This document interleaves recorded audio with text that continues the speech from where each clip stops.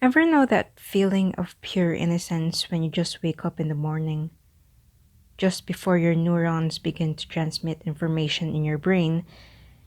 You get that moment when nothing really matters to you.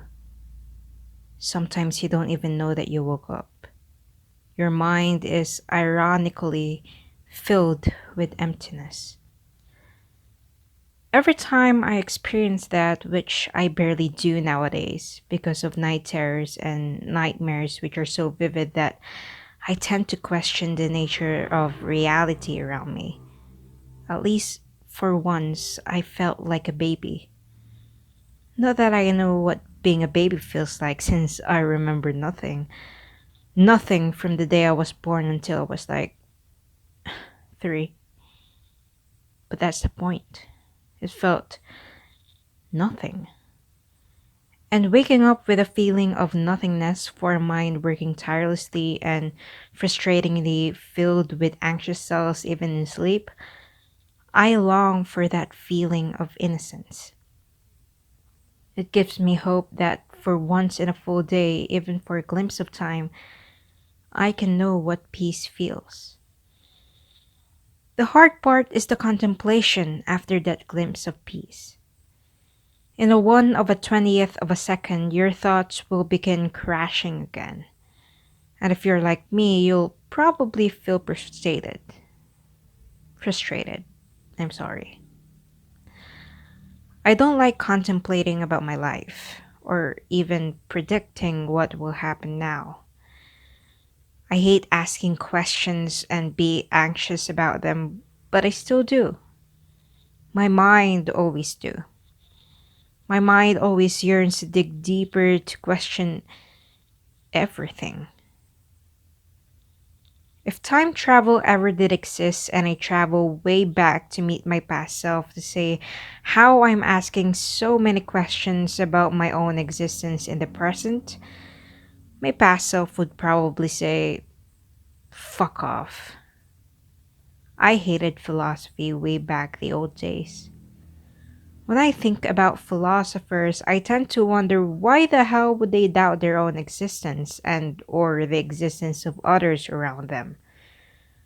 Why the hell would they ask if a divine creator is real and become skeptic if the fruit that they are holding is made up of matter or just illusionary things that our minds perceive?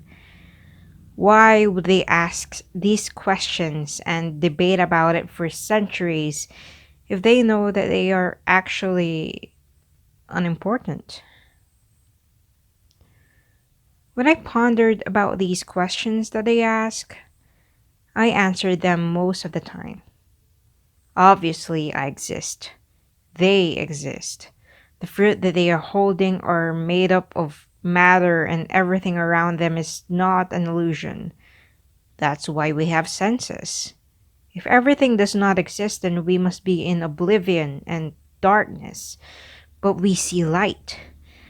Our civilizations made enough experiments to prove that we exist. We saw the beginning of the universe by just looking with our eyes. We see the particles that existed 4.3 billion years ago. We proved the existence of subatomic particles which comprise atoms, which comprise matter, which then comprise you and I. Answering these questions is easy, and one might think that it's a waste of time, especially when you already know the answer. But still, we indulge in philosophy. We even have annual celebration called the World Philosophy Day introduced by UNESCO in 2002. I cannot blame my past self. Thinking and contemplating is hard. But the thing is, there are still things that science could not answer. Every branch of knowledge has its own limits. And as I grew older, I also grew those limits. So, what is that one limit that science could not answer which made my mind contemplate after I woke up in just 1/20th of a second? I was never the master of my own mind. And this thought always makes me question who I really am. Am I the mind? Am I the body? If the mind makes me who I am, then why should I be fighting it when I'm anxious or having irrational urges? And if I'm fighting it, then does that mean that my mind is fighting itself? These are the things that I contemplate when I wake up, which tends to frustrate me most of the times, but it's part of what I do now. I wake up, I feel peace, then I feel loud. It's a never ending cycle. I still don't have the answer to those questions, and I don't really care anymore. I guess it's just a part of being human to dig deep about our own existence. Because if we don't, we will be robots, hardly feeling anything. We will be valuing nothing. It's like eating food for the main reason that it is vital to keep you alive without really tasting it. Without contemplation about the universe, people also might have sex for the main sense of reproduction only. We won't know what love is. We won't know what it is to have a good life. So maybe contemplation isn't that bad.